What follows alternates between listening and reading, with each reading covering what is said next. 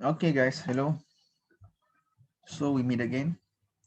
In this session, I would like to explain or to show you how can we work with the calculation by using gra- the equation of the Newton's universal law of gravitation. Okay, so the law itself, whenever you want to make a calculation, please remember the first step you do is you choose the right equation.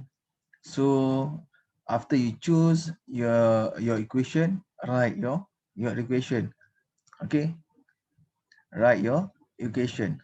No matter whenever you do your exercises, whether it is an exam or whether it is a simple exercises, okay, just start with writing your equation first, so that you will be familiar with the equation.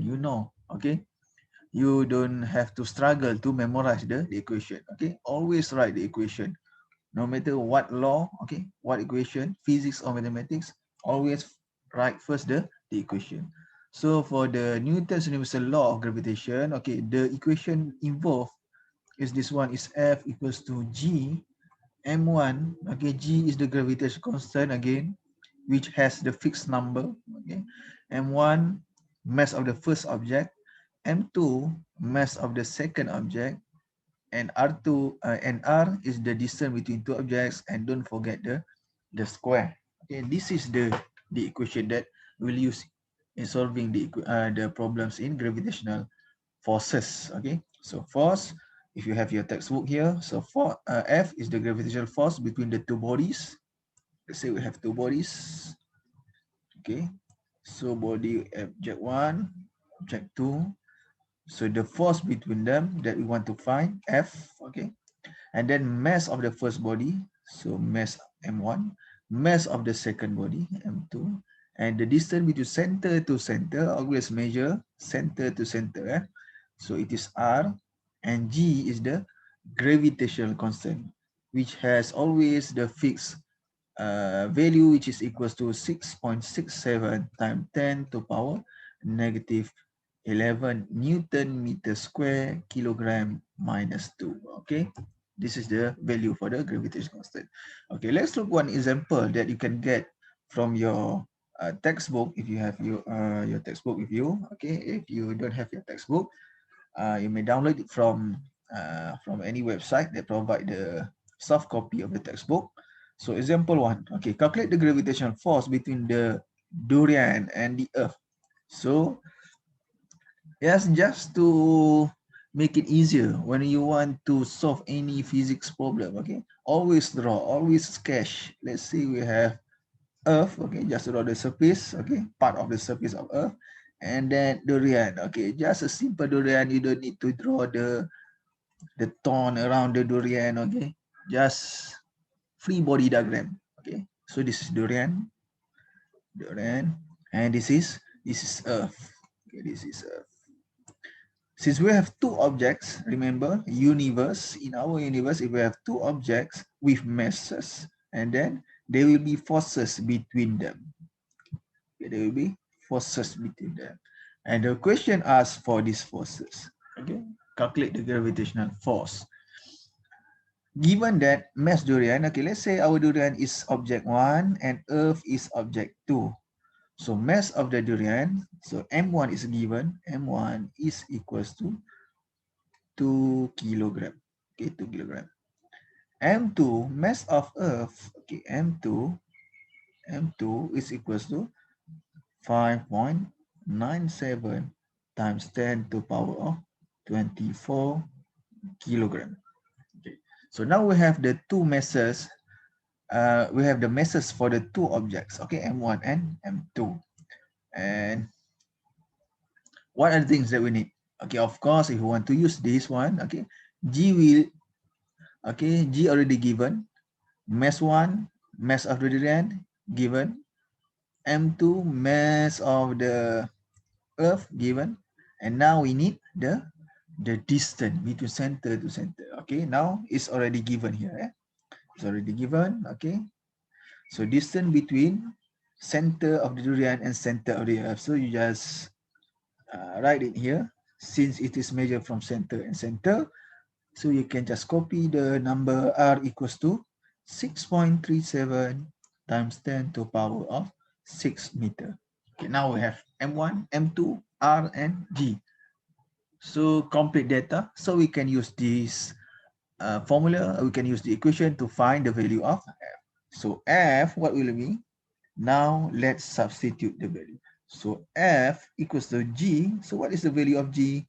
So it is 6.67 times 10 to the power of 11. Okay. Times M1. So what is M1? M1 is 2 kilogram. Okay, 2 kilogram.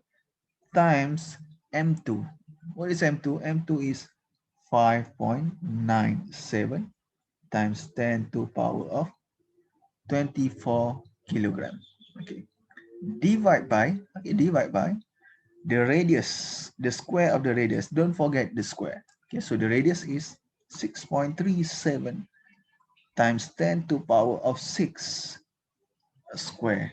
Okay, so there are a lot of number. Okay, there are a lot of number. Okay, of course, in this chapter, gravitational force, you need to familiar with the logarithm and indices. There are a lot of indices because we are dealing with the a very large number and very small number here, 6.67 times 10 to power minus 11. Okay, it is a very small number. And this one, 5.97 times 10 to the power of 24. It is quite a large number. So you need familiar with indices, and of course, you need to master how to use your calculator so that you can solve it quickly. Okay, so you can solve it quickly. Okay, if you have your calculator, you can open your calculator. Okay, if you don't have, okay, let me find my calculator first. Okay, let me find my calculator first. Okay, let's continue. I just found my calculator here. Okay, I just download this calculator so it can help me to calculate all the numbers. Okay, and to show you how to use your calculator efficiently. Okay, first you can try to solve the first one. Okay, the first one or the first part, the upper part. Okay, so we just try to solve this part first. Okay, the upper part. Okay, so okay, where is my calculator? Where is my calculator? Okay, let's back to our to pages. Okay, this is my calculator. So let's make a bracket. Okay, 6.67 times 10 to power 11. Or you can just put exponential. Where is exponential? Oh, I'm not familiar with this calculator. Okay, they don't have exponential here. Okay, where is exponential? Exponential. Okay, we can just write it in this form. Okay, times 10 to power. Okay, yes, times 10 to power shift 10 to power of minus 11. Okay, minus 11. Okay, and then close the bracket. Okay, and then we close the bracket. Okay, and then times 2 times 5.97 and then 10 to power of 24, and then you will get the upper part. Okay, this is the upper part, so you can simplify 7.9639 or 4. Okay, just write 4 times 10 to power of 14 divide by the lower part, which is 6.37 times 10 to the power of 6 square. Don't forget the square. Okay, and then we'll solve the whole equation. So this one, you just use this one, divide by. Okay, divide by. So ans, which is the last answer, divide by. Okay, square it, because okay, open bracket, open bracket, 6.37, 6.37 times 10 to power of, times 10 to power of 6, close bracket, and then square it. Okay, let's square it. And then you will get the final answer, which is equals to, so equals to 19.63 Newton. 19.63 Newton. So let's check our answer. So for this one, yes, okay. So the final answer, what we get here is 19.63. So that is how we can simplify, or we can solve the equation. Okay, we can solve the equation involve the gravitational forces. Okay, you must know how to substitute, starting with writing the formula first, F equal to G m1 m2 divided by r square, and then state all of the data given. So given G, given m1 and m2, and then r, and then substitute. Okay, so let me write the step first. Write formula. Okay, first write formula. Okay, this step applicable for all of the problems involved in physics. Okay, not only gravitational force, all problems. Okay, second step, take out all of the information, data given. Okay, all the data given, you just write it in this form. Okay, and then substitute the number.